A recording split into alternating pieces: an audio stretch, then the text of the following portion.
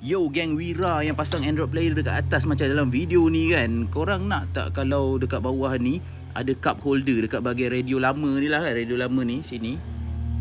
Dia ada satu casing ni, dia khas untuk korang letak cup holder. Aku ada buat video cara pemasangan dia dekat video-video aku sebelum ni. So korang boleh dapatkan lah.